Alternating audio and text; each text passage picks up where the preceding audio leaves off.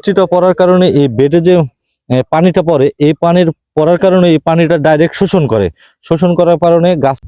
আসসালামু আলাইকুম। আজ ঈদের দিন, সবাইকে ঈদের শুভেচ্ছা ও অভিনন্দন। আশা করি সবাই ভালো আছেন। রেডি জমিতে এখানে 66 শতক জমি মালচিং পেপার রেডি করা হয়েছে।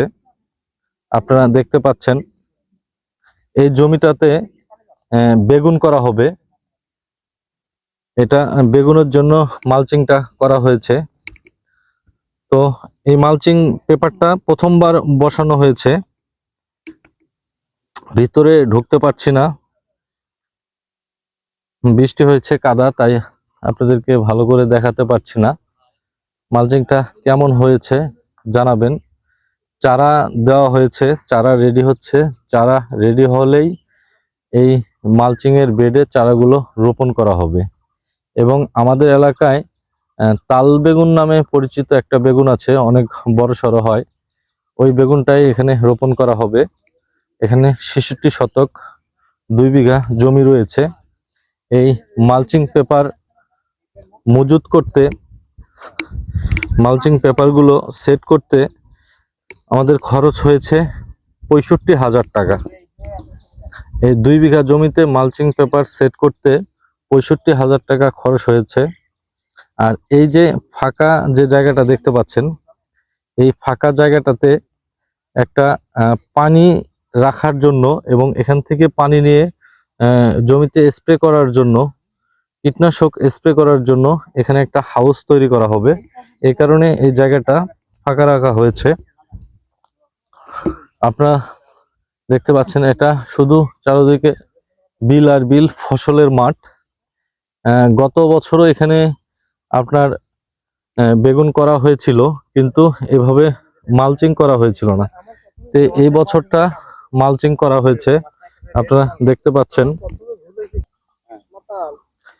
আপনারা যে মালচিং গুলো দেখতে পাচ্ছেন, আসলে এটার বিশেষ অনেকগুলো সুবিধা রয়েছে। এই সুবিধাগুলো, এই যে আমরা 65,000 টাকা খরচ করে এই 2 বিঘা জমিতে মালচিং পেপার গুলো বিছাইছি, এটা কিন্তু জমির এক্সট্রা খরচ, এক্সট্রা ডেকোরেশন। এই পেপারটা কিন্তু আর আমি পরবর্তীতে আমরা কাজে লাগাতে পারবো না। কিন্তু এটা দেওয়ার যে কারণ, এই মেন কারণ কিছু কিন্তু রয়েছে। যেমন এই মালচিং পেপার যদি জমিতে আমরা ব্যবহার করি, এখানে ঘাস হবে না। ঘাস থেকে আমরা যে পরিমাণ নিড়ানো লাগে, এই নিড়ানো থেকে আমরা অনেকটাই অনেক অর্থ সাশ্রয় করতে পারবো, অনেক লেবার কম লাগবে। দ্বিতীয়ত, বর্ষার সময় প্রচন্ড বৃষ্টি হয়। বৃষ্টি হওয়ার কারণে উঁচা জমিতে পানি বাঁধে না, এইসব জমিতে পানি নেমে যায়। কিন্তু তারপরেও আপনার নিচের যে জোয়ার, বর্ষার যে নিচের জোয়ার, এই জোয়ারের কারণে এই বেডে পানি উঠে আপনার শিকড় পচে যায় এবং গাছগুলো মারা যায়। এবং উপর বৃষ্টি যেটা আছে, যে উপর বৃষ্টিটা পড়ে, ও উপর বৃষ্টিটা পড়ার কারণে এই বেডে যে পানিটা পড়ে, এই পানির পড়ার কারণে এই পানিটা ডাইরেক্ট শোষণ করার কারণে গাছগুলার যে গোড়া, এই গোড়াগুলো পচে যায় এবং গাছগুলো নষ্ট হয়ে যায়।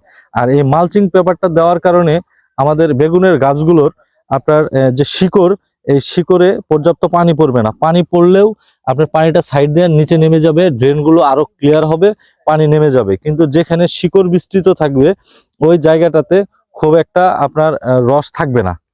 এই কারণে এই মালচিংটা করা। আর এই মালচিংটা অত্যন্ত লাভজনক, তবে সঠিক ব্যবহার জানতে হবে এবং কোন ফসলে করলে ভালো হবে সেটাও জানতে হবে। সব ফসলে কিন্তু এই মালচিংটা চলবে না, কারণ একটা হিউজ একটা খরচের ব্যাপার আছে। তো আপনারা আপনাদের জমিতে জেনে বুঝে এরকম মালচিং করতে পারেন, ইনশাল্লাহ অনেক ভালো ফলাফল পাবেন।